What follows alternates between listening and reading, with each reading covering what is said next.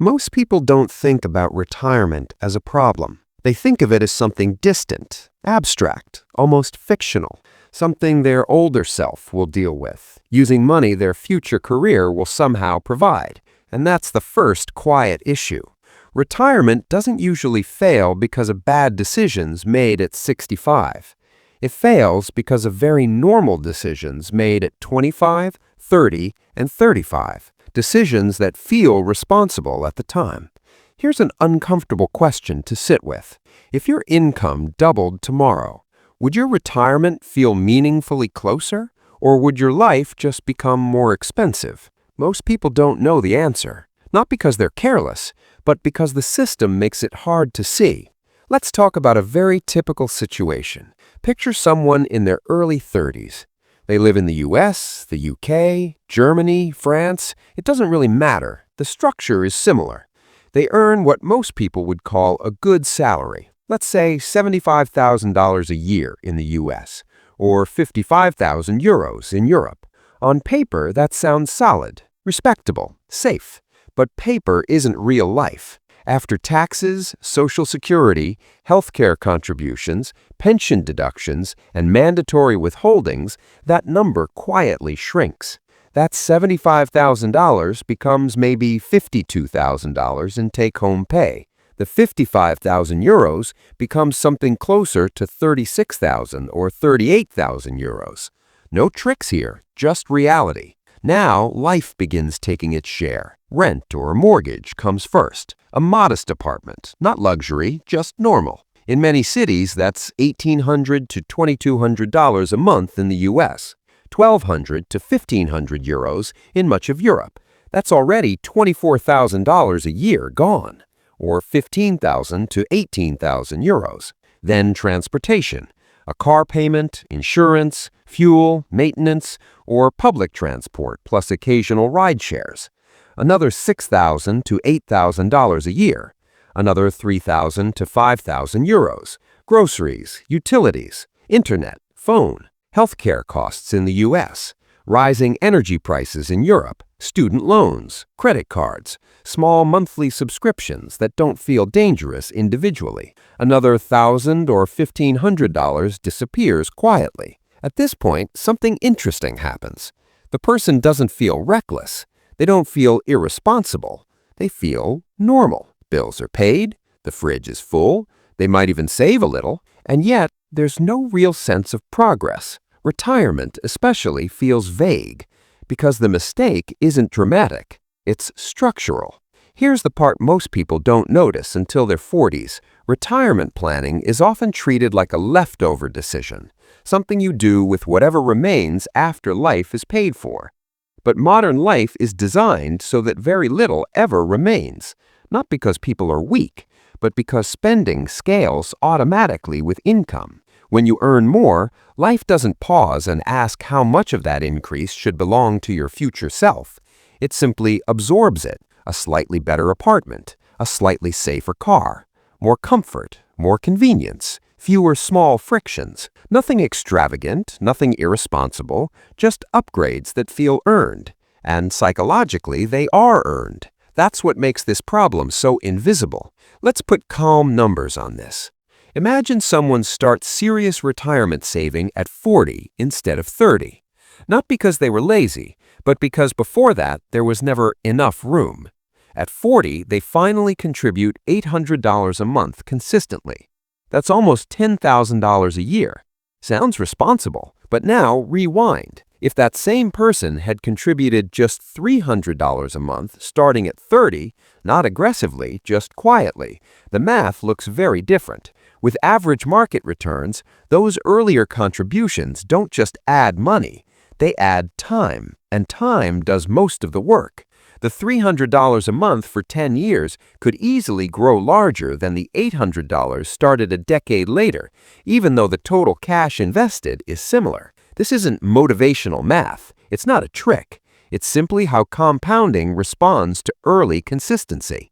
The retirement problem people notice in their 40s isn't that they didn't earn enough. It's that their lifestyle matured faster than their financial margin. By the time income stabilizes, expenses have locked in.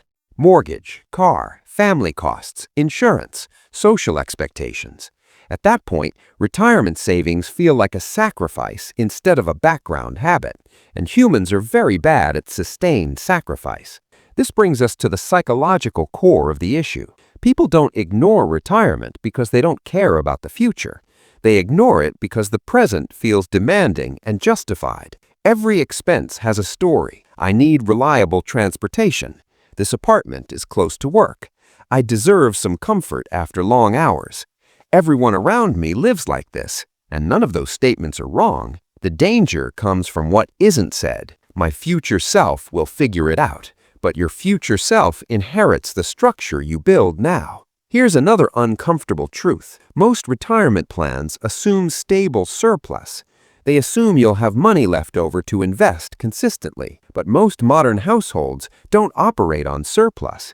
They operate on full allocation. Every dollar is already assigned a job before it arrives.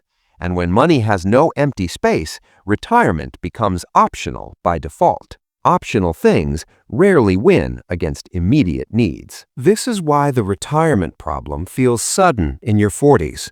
Not because something broke, but because nothing ever slowed down. The job got busier, life got heavier, costs got stickier. And then one day, retirement stops feeling abstract. You check a balance. You do a rough estimate. You realize the timeline is shorter than you thought. That moment isn't panic, it's clarity. And clarity is uncomfortable because the system never warned you loudly. It nodded along quietly while your lifestyle expanded. It didn't say no. It didn't say stop. It just waited. Financially intelligent people aren't immune to this system. They simply notice one thing earlier. They don't treat retirement as a future project. They treat it as a silent partner, someone who gets paid first, quietly, without drama. Not aggressively, not obsessively, just consistently enough that lifestyle never fully consumes income growth. They don't feel deprived because their life never learns to depend on money that was never theirs to begin with. That's the shift most people only see later. And it's not about discipline. It's about what your lifestyle is allowed to expect from your income. When people first realize they're behind on retirement, the instinct isn't panic, it's confusion. They look at their life and think, I did everything I was supposed to do. They studied, they worked consistently, they avoided obvious financial disasters.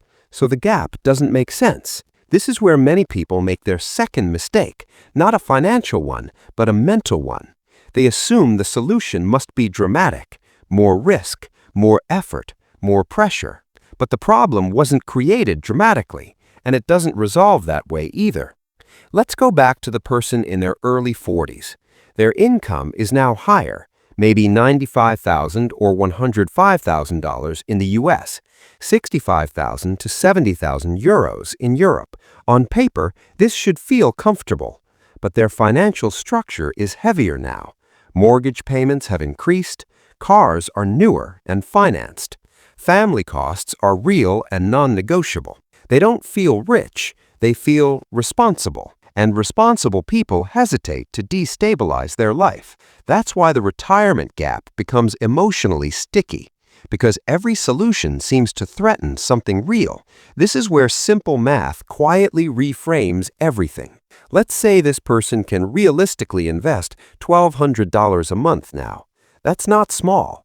But here's what most people don't run mentally. At 45, even consistent investing has less runway.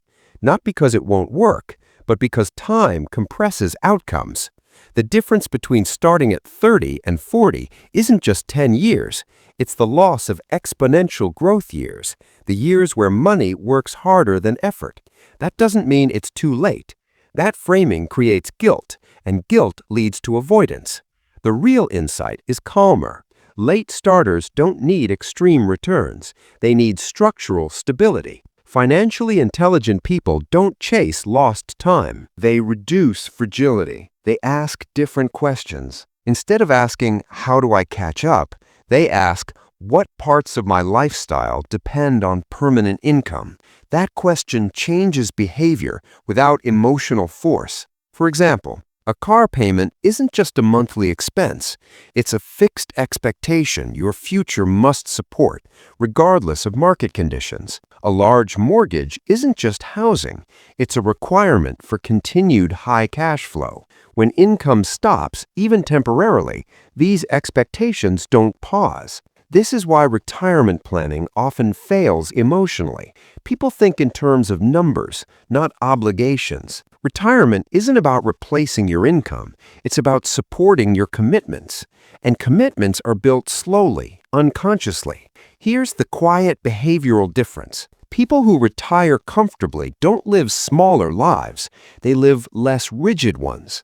Their expenses have flexibility. Their lifestyle can contract slightly without stress. That flexibility is what turns savings into freedom.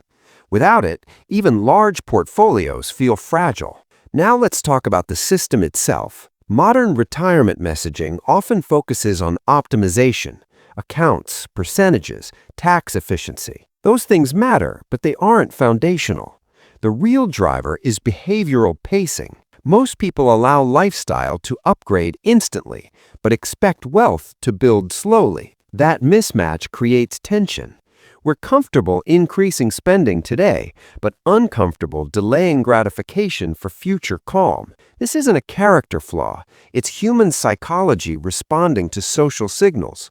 We live in a world where progress is visible through consumption, but financial safety is invisible. No one sees your retirement. They see your car, your apartment, your vacations. So the brain learns what to prioritize. By the time people consciously resist this pattern, they're often already locked in. This is why the retirement problem feels sudden. It wasn't sudden, it was silent. The shift that helps isn't aggressive saving, it's conscious expectation setting.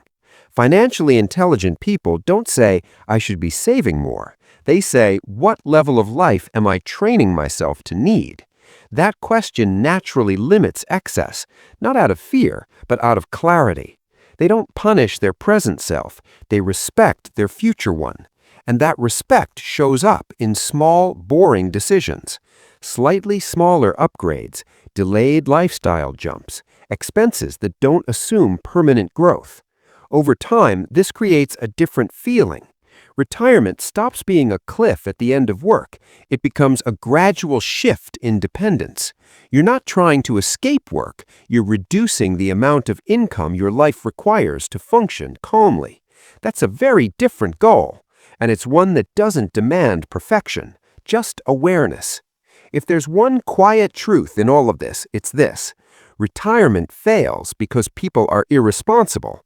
It fails because modern life teaches us to fully consume every increase and calls that success. Once you see that pattern, you don't need motivation. You don't need fear. You just stop confusing comfort with progress. And that alone moves the timeline forward, calmly, realistically, and without guilt. If this kind of clear, grounded thinking helps you see money differently, you can subscribe or like the video. Not to change your life overnight, just to understand it a little better.